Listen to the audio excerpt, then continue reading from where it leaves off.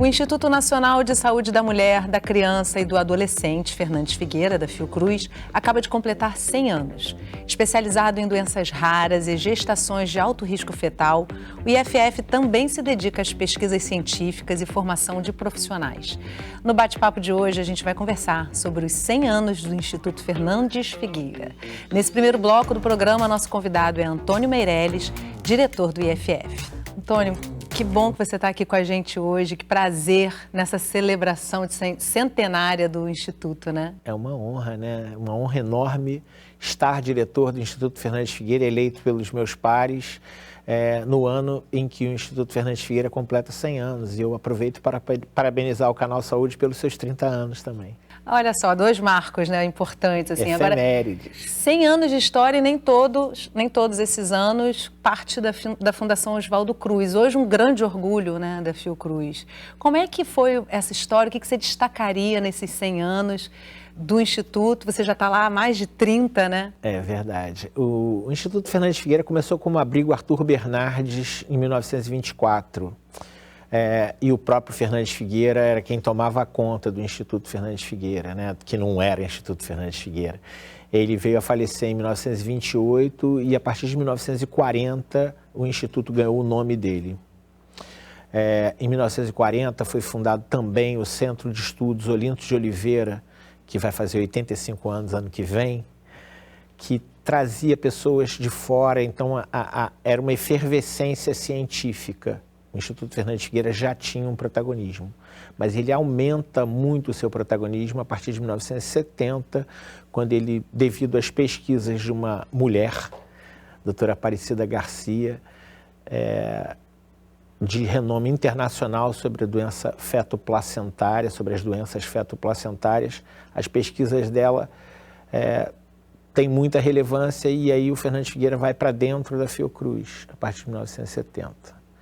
Temos outros marcos que são muito importantes de dizer, que foi na gestão do Dr. Paulo Roberto Boechat, que a gente começou a fazer cirurgias de complexidade e começou a ganhar referência em neurocirurgia, cirurgia. Se desenvolveu a neonatologia, a terapia intensiva pediátrica e a gente começou a aumentar muito a complexidade do tipo de paciente, que era um paciente de atenção básica que a gente tinha antes e passou a ter. Nesse tempo, o Dr. Paulo Boechat também, a gente desenvolveu a pós-graduação e começou a formar mestrado, em 95 doutorado, e já formava tradicionalmente muitos residentes. Mas a residência era só médica, começou a ter residência de enfermagem e multiprofissional. Que é uma formação caríssima no sentido do SUS, né? Assim, os profissionais que saem dali saem com uma experiência maravilhosa, né? Sem dúvida. Eu queria apresentar aqui, trazer o livro que vocês estão lançando, para mostrar aqui, desses 100 anos, é um livro lindo. E vão ser 2 volumes, é isso, Tom? Sem dúvida, são 2 volumes, a gente lançou o primeiro agora no mês do aniversário e vai lançar o segundo até o final do ano. Esse livro, primeiro volume, trata mais do século XX e a gente tem um outro que cuida do século XXI, quando o Fernandes Figueira vem a se tornar, a partir de uma portaria do ex-ministro Temporão, Instituto Nacional de Referência do Ministério da Saúde, e depois a gente vira Centro de Doenças Raras e a gente já era Centro de Fibrose Cística, que é uma doença que praticamente iniciou o tratamento no Instituto Fernandes Figueira. E a formação para o SUS, o fortalecimento do SUS é a nossa missão.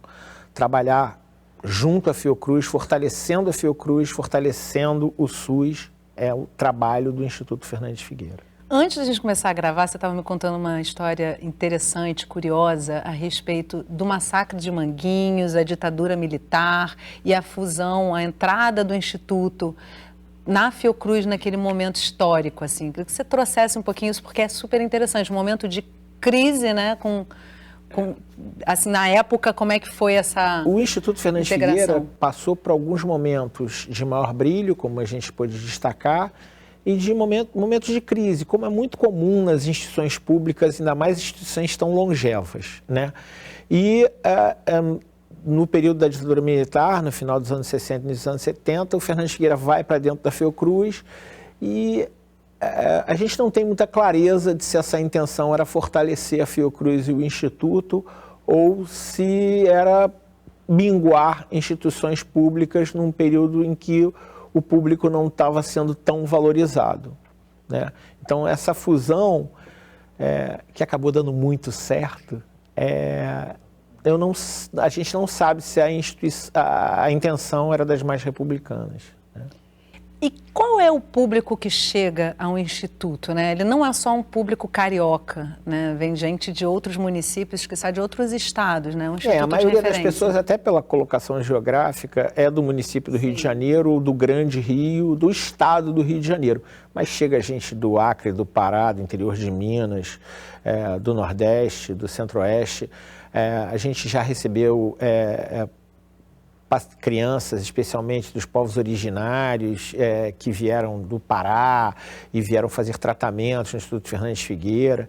Assim, ser um serviço de referência para algumas coisas e propor políticas públicas é muito importante. Outro marco significativo que já vai de 5 para 6 anos é o Portal de Boas Práticas, que tem mais de 7 milhões de usuários. O Fernandes Figueira produz conteúdos semanais e a gente está numa parceria com o CRIS aqui da Fiocruz, caminhando para traduzir os conteúdos para o espanhol, ampliando a cooperação Sul-Sul, porque as ações de diplomacia do Instituto Fernandes Figueira se caracterizam muito pela nossa rede global de bancos de leite, por ser um centro de rede internacional, não só nacional, de bancos de leite humano. E uma das maiores pontes diplomáticas brasileiras, né, Tom? Eu creio que em saúde é a maior ação diplomática do governo brasileiro, independente de quem está no governo. Esse trabalho é feito em especial com a América Latina, com a Iberoamérica, com a CPLP, Comunidade de Países de Língua Portuguesa, e África. A gente trabalha bastante na montagem e qualificação e certificação dos bancos de leite humanos mundo afora. Agora, o paciente, a família que procura o Instituto Fernandes Figueira, são pacientes e mães e pais que estão vivendo um momento muito difícil, né? Crianças ou gestantes de alto risco. Mulheres também, o Instituto Fernandes Figueira cuida de mulheres, tem um serviço de ginecologia bem qualificado, que trabalha mastologia, trabalha diagnósticos colpocitológicos, além de trabalhar as crianças com condições crônicas e complexas e os diagnósticos pré-natais, intrauterinos, e as crianças que recebem um cuidado muito delicado no período neonatal. Fazendo um reparo, o Instituto Fernandes Figueira trabalha gestação de alto risco fetal. Como a gente não tem CTI de mãe, então trabalhar o alto risco materno não é a vocação do Instituto Fernandes Figueira. Ele trabalha muito o alto risco fetal. E aí, dentro desse quadro que vocês atendem, é muito importante um tratamento multidisciplinar, né? Eu queria que você trouxesse duas coisas para mim. Primeiro, como lidar, como as emoções dos profissionais que estão envolvidos com isso são treinadas para poder lidar com isso, porque é muito difícil, né? Você vê essa etapa da vida internada, adoecida, né, e tratar com o carinho que se deve com isso. E que equipe é essa, né? Como é que se cuida dessa equipe? Como é que se cuida de quem cuida? Cuidar de quem cuida é uma tarefa bem difícil e a gente tem que exercer isso. Cuidar dos familiares, dos cuidadores, que nem sempre, na maioria das vezes são as mães, mas muitas vezes são outras pessoas, e cuidar dos profissionais. A gente reforçar a nossa saúde do trabalhador, porque existe um adoecimento da equipe multiprofissional que cuida desse tipo de paciente. A gente tem que dizer que a gente tem contado muito com o apoio da presidência, do Ministério da Saúde, reforçando a nossa equipe de saúde do trabalhador, porque existe um adoecimento de quem cuida de pessoas em situação de vulnerabilidade tão importante. O Instituto Fernandes Figueira é um lugar onde coisas lindas acontecem todos os dias. Nós temos mais de 100 voluntários trabalhando lá no IFF e assim, existe cuidado com as mães que cuidam, cuidado de leitura. A gente está vivendo, por exemplo, nessa semana, a semana do usuário, então estão ocorrendo vários momentos de atenção ao usuário, usuário no parque, a feirinha do que as mães produzem. Agora a gente vai viver... É o aniversário do Instituto, mas quem ganha o presente são os usuários, né? Sempre. E os trabalhadores também. A gente vai viver agora a Semana dos Trabalhadores, inclusive tem uma atividade que teve uma adesão de 200 trabalhadores do Instituto Fernandes Figueira, de todas as modalidades de vínculo, entre servidores RJU, terceirizados, bolsistas, estudantes. Tem mais de 200 que vão vir em ônibus aqui para conhecer o Castelo de Manguinhos, conhecer o Museu da Vida e numa parceria com a Escola Politécnica também vão visitar a Escola Politécnica. A gente tem tido parcerias enormes com todas as unidades da Fiocruz e a gente tem um respeito e um carinho por cada uma das unidades e a gente recebe um retorno maravilhoso de todas as unidades da Fiocruz. E de volta, né? Porque esse trabalho de vocês é maravilhoso também, né? Salva vidas e oferece cuidado e afeto também no meio disso tudo, né? Sem dúvida, cuidar é a nossa vocação e a gente trabalha isso o tempo todo, fazendo com que as pessoas se sintam melhor, independente do desfecho, que nem sempre é aquele que a gente quer. Mas cuidar das pessoas bem, ter carinho pelas pessoas é a nossa missão e a nossa vocação. Para a gente concluir esse bloco, Tom, mais 100 anos pela frente, o que você gostaria de ver acontecer para o Instituto, com o Instituto, de fortalecimento desse cuidado e desse atendimento a esse público? O Instituto está há 100 anos na mesma sede.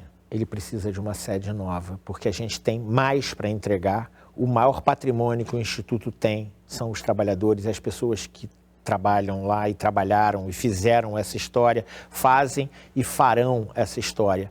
Mas eles precisam de uma infraestrutura que dê conta da modernidade, acessibilidade, mudança dos espaços, se adequando às novas normas e legislações. Então, o Instituto Fernandes Figueira está perseguindo, com o apoio da presidência do Ministério, uma nova sede que sai daquele espaço absolutamente bonito na Avenida Rui Barbosa, mas que dê uma condição melhor para os nossos usuários e para os nossos trabalhadores. Vamos ficar aqui na torcida para que isso se realize. Então, muito obrigada pela sua participação no Bate-Papo na Saúde de hoje. O privilégio foi todo meu. Eu agradeço muito o convite. Falar do Instituto Fernandes Figueira é um dos grandes prazeres que eu tenho na minha vida. E mais 100 anos, 200 anos aí para esse instituto maravilhoso. O Bate-Papo vai fazer um breve intervalo e no próximo bloco a gente conversa com a subsecretária de Saúde do município do Rio de Janeiro, Fernanda Adães. Não sai daí, a gente volta já.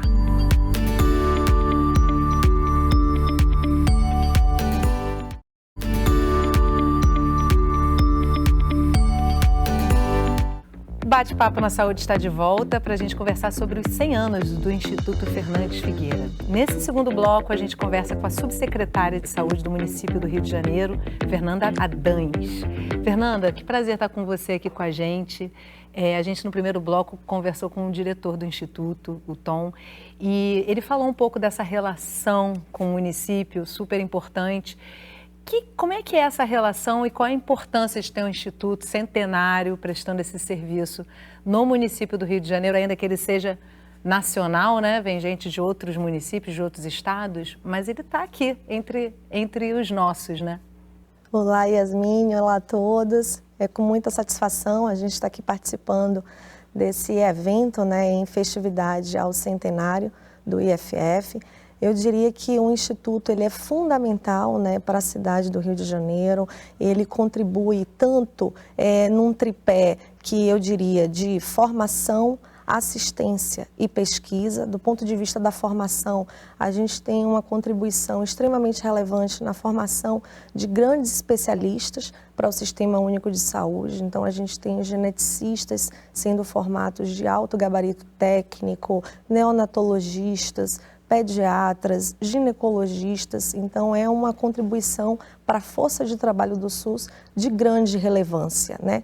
Do ponto de vista das linhas de pesquisa, eu diria que é um carro-chefe, né, dos institutos nacionais, nele compreendido o IFF, com uma capacidade de gerar conhecimento, né, inclusive influenciar as diretrizes das políticas nacionais e também estaduais e municipais de saúde na área materno-infantil, né?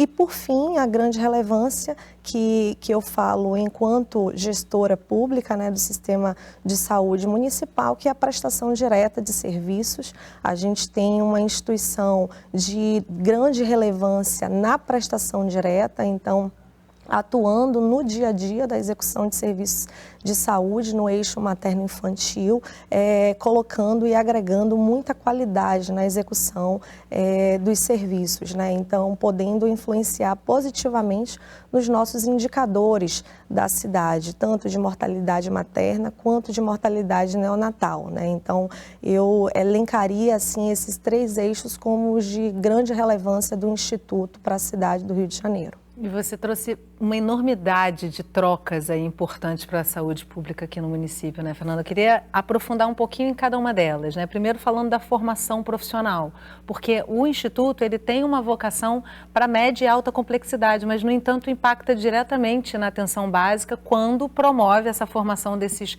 profissionais de saúde que chegam ao município, principalmente na rede pública, né, e fazem a promoção da saúde com o paciente, né? Eu queria que você falasse um pouquinho dessa formação e de que maneira essa formação se faz perceber na ponta, né, nas portas de entrada, em que tipo de assistência esses profissionais acabam atuando no município. Yasmine, a gente entre 2008 e 2016, a cidade do Rio de Janeiro passou por uma reforma que a gente chama de reforma de cuidados primários, né? Nesse momento, a gente ampliou muito a cobertura de atenção primária da cidade do Rio de Janeiro. A gente saiu de 3% de cobertura para quase 70%, para cerca de 70% de cobertura nesse período, e isso viabilizou que a gente organizasse a rede, né? Então, a gente passasse a ter uma rede que estivesse centrada na atenção primária, onde boa parte dos problemas de saúde da população fossem resolvidas nesse nível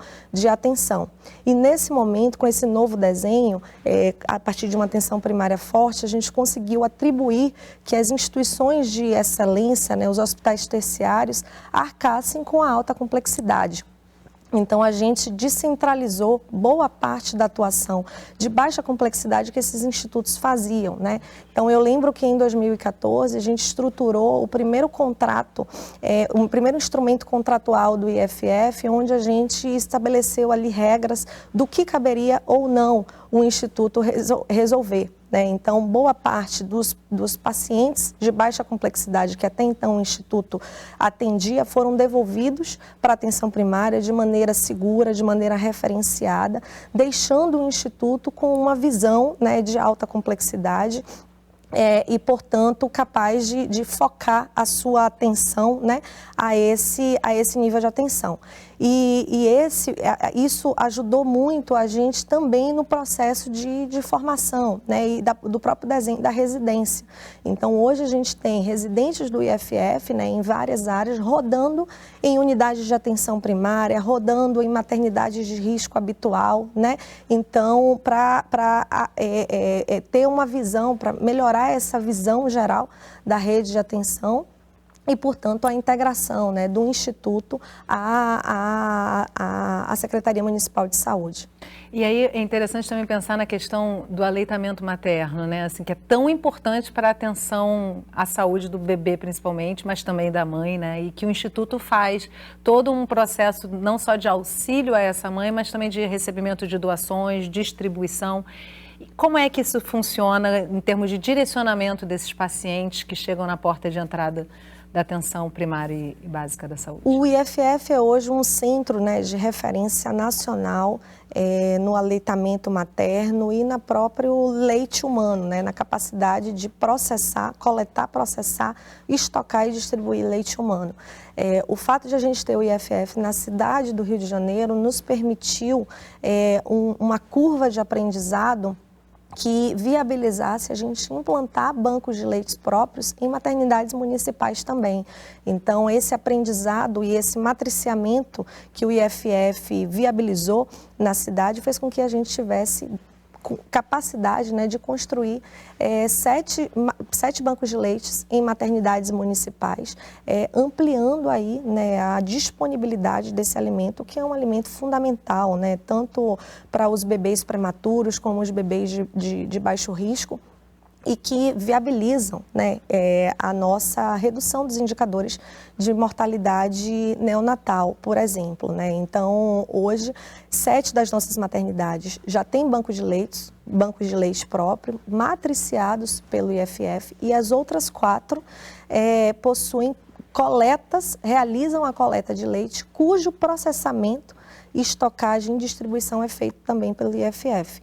Então, ao longo do ano, né, vários profissionais, eles são formados, né, na rede, tanto residentes como profissionais de saúde, enfermeiros, médicos, para que tenham essa expertise consolidada na sua prática. E aí, para a gente fazer um serviço e finalizando o programa, Fernanda, para quem está em casa assistindo a gente, quando um paciente pode ser encaminhado ou fazer qualquer tipo de atendimento entre o município e o instituto, né, e de que maneira isso se dá? Como é que uma mãe, uma gestante, se encaminha através da atenção básica, através das portas de entrada do município, para o Instituto Fernandes Figueira? Yasmine, como eu disse, a gente tem uma rede que é estruturada no pilar da atenção primária. Então, todas as necessidades, né, que são levantadas pela equipe de saúde da família, elas tendem a ser resolvidas nesse próprio nível de atenção. Aquilo que demanda uma atenção avançada, uma atenção especializada, é direcionada aos institutos terciários, nos quais o Instituto Fernandes Figueira está colocado. Então, havendo necessidade de uma visão diferenciada, né, do médico especialista para, por exemplo, doenças raras, né, que é um serviço de referência que o IFF presta para o estado do Rio de Janeiro, aconselhamento genético, gestação de alto risco. Então, a gente tem aí um portfólio de determinados serviços de altíssima complexidade que são a referência do IFF. E aí, havendo essa necessidade, a atenção primária referencia a partir de sistemas de regulação, né, o sistema de regulação da cidade do Rio de Janeiro, que é o CISREG, ou o SER, pelo Estado, de maneira estruturada, né? Então, uma relação, uma comunicação mediada por um sistema de regulação da atenção primária ao IFF. Então, o IFF hoje ele não realiza demanda espontânea, atendimento de demanda espontânea. Esse fluxo ele é direcionado por um sistema de regulação com regras claras e do qual todo Estado tem e pode ter acesso, né? Então, por exemplo, para fechar, a gente tem a fibrose cística, que é uma doença genética, no qual o IFF ele é referência exclusiva para todo o estado do Rio de Janeiro. Então, todos os portadores, né, de fibrose cística, eles terminam sendo diagnosticados e tratados aqui no ambulatório do Instituto Fernandes Figueira, na cidade do Rio de Janeiro. Não é uma exclusividade dos moradores da Zona Sul da cidade do Rio de Janeiro, onde o IFF está localizado. É uma potencialidade para todo o estado. Com certeza. Aqui venham mais 100 anos, né, Fernanda? Alguma coisa além que você gostaria de deixar de mensagem para a gente fechar o programa? Agradecer. Eu acho que o IFF ele tem uma centralidade muito importante na política de materno-infantil, né, para o país, tanto induzindo a construção de novas políticas e novas práticas, como também na execução de serviços de saúde. No mais, ele também se coloca, né, como uma possibilidade de a gente romper desafios, né, que hoje estão colocados no sistema, como, por exemplo, a deshospitalização, as melhores saídas terapêuticas para os pacientes crônicos, né, sobretudo os pediátricos. Então, são desafios, né, que precisam ser superados e eu acho que o IFF tem total possibilidade de nos apoiar aí na construção e na consolidação do sistema. Fernanda, muito obrigada pela sua presença aqui com a gente, que venham mais 100 anos e que o município possa contar com instituições desse porte, né, com esse renome, para poder fortalecer a atenção à saúde dos cariocas, né? Muito obrigada. Obrigada a sua participação com a gente hoje.